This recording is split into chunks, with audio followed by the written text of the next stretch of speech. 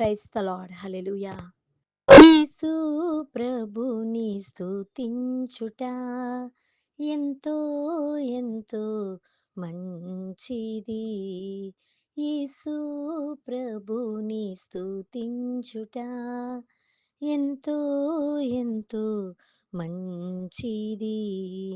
మహోన్నతుడా నీ నామమును స్తుతించుటాయే బహు మంచిది.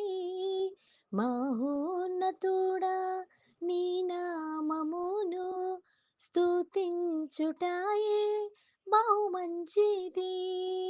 హల్లెలూయా, హల్లెలూయా, హల్లెలూయా, హల్లెలూయా. యేసు ప్రభుని స్తుతించుట ఎంతో ఎంతో మంచిది. దహించు ఆత్మ మీకు స్తోత్రం. సర్వోన్నతుని ఆత్మ మీకు స్తోత్రం. పరిశుద్ధమైన ఆత్మ మీకు స్తోత్రం.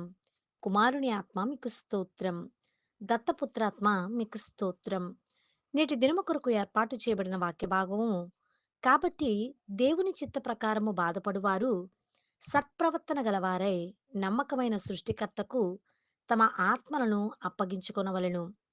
పేతురు రాసిన మొదటి పత్రిక 4వ అధ్యాయము 19వ వచనము. దేవుని యొక్క చిత్త ప్రకారం మన జీవితంలో ఏదైనా సరే జరుగుతుందని మనము నమ్మి విశ్వసించాలి. ఆయన చిత్తము కానిది మన జీవితంలో ఏదియూ కూడా జరగదు. శ్రమైనా, ఇరుకైనా, ఇబ్బంది అయినా, సంతోషమైన, సమాధానమైన ఏదైనప్పటికీ అది దేవుని చిత్తమే. అయితే మనము చేయవలసిన పనేమిటంటే, ఒకవేళ బాధ కలిగినా, ఒకవేళ శ్రమ కలిగినా, నీవు బాధపడినట్లయితే నువ్వు చేతకాని వాడవు అని వాక్యం మనలను ప్రేరేపిస్తూ ఉన్నది కనుక, బాధపడువారు సత్ప్రవర్తన గలవారే. ఒకవేళ బాధ అనుభవించినప్పటికీ నువ్వు ఏదో ఒక చెడు ఆలోచన చేయాలని, చెడు ప్రవర్తన కలిగి జీవించాలని, అప్పుడు నీకు శాంతి, సమాధానము దొరుకుతుందని నువ్వు మానవ రీతిగా ఆలోచించకూడదు. నేను బాధైనా పర్వాలేదు, శ్రమైనా పర్వాలేదు, ఇరుకైనా పర్వాలేదు, ఇబ్బందైనా పర్వాలేదు. నా ప్రవర్తన దేవునికి అంగీకారమగు ప్రవర్తన వలె సత్ప్రవర్తన గలివారినై నమ్మకమైన సృష్టికర్తను నేను కలిగి ఉన్నాను. ఎందుకంటే నా శ్రమల నుండి విడిపించే సమర్థుడు నా దేవుడు అని షడ్రకు, మేషకు, అబేద్నెగోలు ఏ విధముగా సాక్ష్యాన్ని పలికి ఉన్నారో అట్టి సాక్ష్యాన్ని నేను కూడా నమ్ముచున్నాను అని సృష్టికర్తను నమ్మి ఆయన చేతికి మన ఆత్మలను అప్పగించవలను.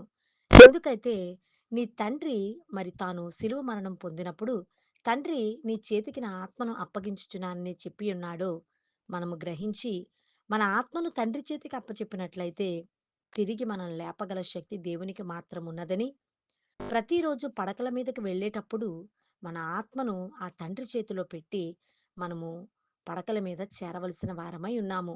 మరలా తిరిగి లేచి ఉదయకాలమున ఆయనను స్తుతించి ఆరాధించుచున్నాము అంటే మన ఆత్మను దేవుడు దీపమును పెట్టి మనల్ని వెలిగించాడని నమ్మి విశ్వసించాలి.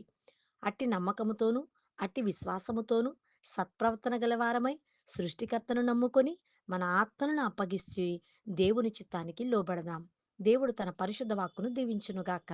ఆమేన్. ప్రార్థన. మహాఘనతకు కారకుడా, సృష్టికర్త మీకు వందనాలయ్యా. ప్రభువా, సత్ప్రవర్తన కలిగి ఏ విధముగా జీవించాలో మా కుటుంబాలన్నిటికీ నేర్పించి మీరే మా ముందుండి నడిపించుమని యేసునామమున అడుగుచున్నాము తండ్రి.